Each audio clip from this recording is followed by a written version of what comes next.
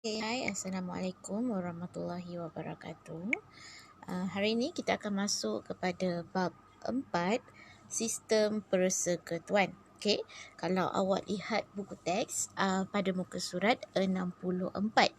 Okay, dalam bab 4 ini kita akan tegaskan ataupun kita akan berfokuskan kepada perkataan persekutuan. Persekutuan. Okay. Dalam buku teks, dia menggunakan perkataan konfederasi. Okay. Apa itu konfederasi? Konfederasi adalah gabungan antara beberapa buah negeri dalam satu ikatan yang sama tetapi peraturan yang agak longgar. Okay. Itu adalah maksud konfederasi. Okay. Negara kita mengamalkan sistem persekutuan bermaksud gabungan beberapa negeri menggunakan satu undang-undang yang sama. Jadinya dalam bab 4 ini kita akan belajar tentang sistem persekutuan di negara kita iaitu Malaysia. Okey, dan dalam bab 4 ini juga hari ini kita akan belajar bagaimanakah sistem persekutuan ini terbentuk, bermula dari siapakah idea ini dan pada tahun bilakah persekutuan ini dilaksanakan di negara Malaysia. Okey, yang kedua saya nak awak kuasai adalah pengasingan ataupun kategori antara kerajaan persekutuan dan juga kerajaan negeri. Jadi anda perlu tahu bidang kuasa antara dua-dua buah kuasa tersebut.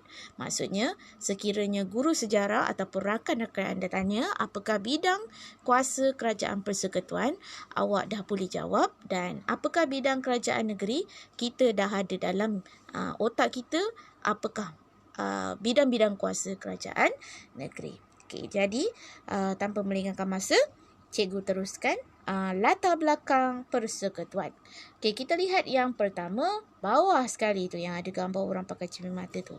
Okey, what is persekutuan? Okay, persekutuan bermaksud penyatuan beberapa buah negeri dan membentuk sebuah negara yang bersekutu. Okay. Negara kita mengamalkan sistem persekutuan bermula sejak 1896. Okay. 1896 tu adalah peristiwa apa? Mari kita lihat ada peristiwa apa. Okay. Seterusnya kita lihat nombor 2. Okay. Nombor 1, Persekutuan 1896. Okey, apakah dia? Okey, Persekutuan 1896 ini ditubuhkan oleh British. Okey, seperti kita tahu, British dah menguasai negara Tanah Melayu ketika itu. Jadinya, British pada asalnya adalah ingin mengambil hasil bumi ataupun ekonomi di Tanah Melayu. Tetapi lama-kelamaan, mereka mula rasa untuk mengambil alih pentadbiran di negeri Tanah Melayu. Okay, dan mengasingkan kuasa raja-raja. Jadi, apakah tindakan mereka? Mereka mengasingkan negeri-negeri Melayu kepada beberapa negeri. Antaranya, negeri-negeri Selat, negeri-negeri Melayu bersekutu dan negeri-negeri Melayu tidak bersekutu. Okey, jadinya yang pertama adalah negeri-negeri Melayu bersekutu, iaitu gabungan 4 buah negeri. Okey, negeri-negeri Melayu bersekutu. Sekarang cikgu tanya awak, apakah nama negeri-negeri tersebut? Okey, apa dia? Mesti dah dapat jawab tu kan? Okey, antaranya adalah Perak, Selangor, Negeri Sembilan dan juga Pahang. Take note Okey, jadinya British telah menggabungkan 4 buah negeri ini untuk dijadikan kuasa pentadbiran utama British. Okey, faham ya? Dan mereka diketuai oleh Resident General. Resident General tu siapa? British. Okay. Persekutuan ini, 1896 ini tidak mempunyai agihan kuasa dan tak ada fungsi khusus antara kerajaan persekutuan atau kerajaan negeri. Maksudnya, British mentadbir sekali ataupun bagi arahan sekali, 4 negara akan melaksanakannya. Macam itulah. Okay. Sekarang kita lihat seterusnya, Persekutuan 1896 ni diteruskan pula dengan Majlis Mesyuarat Persekutuan 1927. Tengok nombor 2. Okey, apakah dia majlis ni? Majlis ini distruktur semula untuk memperkemaskan pentadbiran Persekutuan 1896 tadi. Jadinya, majlis ini kita buat untuk mengukuhkan lagi kedudukan British di tanah Melayu. Okey, faham Okey, seterusnya, Majlis Mesyuarat Persekutuan 1927 diteruskan pula dengan Kesatuan Malaya 1946 ataupun awak lebih kenali sebagai Malayan Union. Kita nak cari ni, mana asal maksud persekutuan ni. Jadi kita tengok, kita dah 3 kronologi. Okay, yang ketiga ini adalah Kesatuan Malayan Union. Okay, pada tahun 1946, ingat tadi British mula untuk kukuhkan pentadbirannya. Jadi caranya adalah membentuk negara yang mempunyai warga negara British dan gabungan Melayu, Cina dan juga India. Jadi konsep kesatuan di bawah Malayan Union ini membayangkan pembentukan kerajaan pusatnya yang berkuasa adalah Gubernur British. Okay, Malayan Union ini dijalankan sekejap saja dan ianya gagal diteruskan. Nampak tu, cikgu dah besarkan tu. Okay, kenapa gagal? Kerana tidak mendapat sokongan rakyat dan juga raja-raja Melayu. Yelah, macam mana nak dapat sokongan? Sebab yang berkuasa adalah Gubernur British. Jadi, hilanglah kuasa raja-raja Melayu. Okey, jadi kita dapat tahu Kesatuan Malaya ataupun Malayan Union 1946 tidak berjaya menggabungkan negeri-negeri Melayu tadi. Dalam Malayan Union ini, kita ada 9 negeri Melayu dan juga termasuk Pulau Pinang dan juga Melaka. Jadinya Malayan Union cuba untuk menggabungkan 11 buah negeri. Berjaya ke tak? Tidak berjaya. Okey, kita lihat yang keempat. Jadi kita teruskan, apabila raja-raja membantah dan juga terdapat persatuan-persatuan yang membantah pembentukan Malayan Union, maka kita cuba untuk wujudkan Persekutuan Tanah Melayu 1948. Okey. Atau kata ringkasnya adalah PTM 1948. Okey, siapakah PTM 1948? PTM 1948 ini adalah gabungan 9 negeri Melayu dan juga 2 buah negeri-negeri selat. Negeri selat siapa tadi? Melaka dan Pulau Pinang. Okey, jadinya Malayan Union dia tak nak, dia nak ganti dengan PTM 1948. Okey, apa yang ada dalam PTM 1948? Tengok poin nombor 2. Okey, menetapkan kuasa kerajaan persekutuan dan juga kerajaan negeri.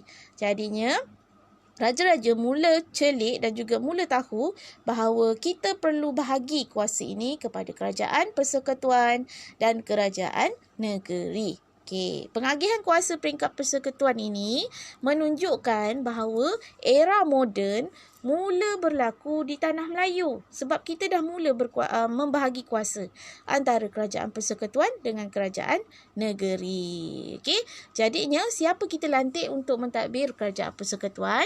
Kita lantik Pesuruhjaya Tinggi British. 1948 masih lagi ada British. Jadi raja-raja kat mana? Dah lantik British. Jadi raja-raja memerintah negeri mengikut perlembagaan negeri masing-masing. Maksudnya, bila peringkat persekutuan, pentadbiran dikuasai oleh Pesuruhjaya Tinggi British, tetapi raja-raja Melayu berhak ke atas negeri masing-masing yang dipanggil kuasa kerajaan negeri. Okey, jadi raja rasa selamatlah sebab mereka masih lagi berkuasa atas negeri masing-masing. Okey, adakah PTM 1948 ni berjaya? Okey, kita lihat. Sabar, ada lagi. Okey, di nombor 5, lihat nombor 5. Okey, Persekutuan Tanah Melayu 1948 diteruskan lagi ideanya dengan PTM 1957. Tengok tahun 1957, kita dah nak merdeka. Idea ini muncul apabila pada tahun 13 Ogos 1957 wujud idea untuk menyatukan semua negeri Melayu dan merdeka. Okey, persekutuan yang berasaskan PTM 1957 mewujudkan sebuah kerajaan persekutuan yang lebih kuat. Okey, pada tahun 1957 inilah barulah jawatan yang di-Pertuan Agong diwujudkan. Nampak tu poin nombor 3. Kalau sebelum ini, PTM 1948, raja-raja hanya berkuasa pada negeri masing-masing dan kerajaan persekutuan ditadbir oleh Pesuruhjaya Tinggi British. Tak ada Agong. Sekarang ni PTM 1957, jawatan Agong telah diwujudkan. Okey. Jadi, maka tercetuslah ataupun bermulalah konsep persekutuan, raja berperlembagaan dan demokrasi berparlimen. Apa maksud raja berperlembagaan? Ketua kita adalah yang di-Pertuan Agong dan parlimen kita dikuasai oleh menteri-menteri atau jawatan-jawatan lain. Ataupun demokrasi berparlimen. Okey. Seterusnya, kita teruskan lagi dengan Persekutuan Malaysia 1963. Okey. Pada PTM 1957 ini, hanya negeri-negeri semenanjung Tanah Melayu sahaja. Okey. Jadinya pada tahun 1963, kita cuba untuk menggabungkan, tengok ni, 11 buah negeri Melayu, Singapura dan 2 buah negeri Borneo, iaitu Sabah dan Sarawak. Okey. Jadi pada tahun ini 1963 ni kita cuba gabungkan 13 buah negeri. Tetapi apa yang berlaku? Nanti kita akan belajar apa yang berlaku. Adakah semua negara ini bersetuju untuk bergabung dengan Malaysia? Okey. Ada banyak konflik yang berlaku dan konflik inilah akan menyebabkan kita rasa tertarik untuk belajar sejarah. Dia ibarat awak ada geng. Okey, awak ajak geng buat persatuan, tapi adakah semua orang bersetuju? Okey, dan persekutuan ini dinamakan sebagai Malaysia. Siapa Malaysia? Negara kita yang dicintai. Okey, ini semua adalah penerangan bagi 4.1 subtopik 4.1 iaitu kerajaan persekutuan ataupun sistem persekutuan. Jadinya, kesimpulan dalam 4.1 ini adalah, cikgu buka balik ni. Kesimpulan dalam 4.1 ini adalah sistem persekutuan di negara kita ni adalah penerusan tradisi sejarah. Apa maksud penerusan tradisi sejarah? Ialah dia bermula dari Persekutuan 1896, Majlis Mesyuarat, Malaya Union, PTM 1948, PTM 1957, barulah penubuhan Malaysia. Jadi itu adalah penerusan tradisi. Okey. Dan kesimpulan yang kedua adalah sistem tersebut berakar umbi daripada sistem beraja dan berkait dengan pengaruh British, iaitu British membawa sistem demokrasi dalam pentadbiran negeri Melayu. Jadinya kita gabung dua-dua, iaitu raja berperlembagaan dan demokrasi berparlimen. Okey, cikgu stop dulu sampai sini. Nanti kita sambung lagi. Bye.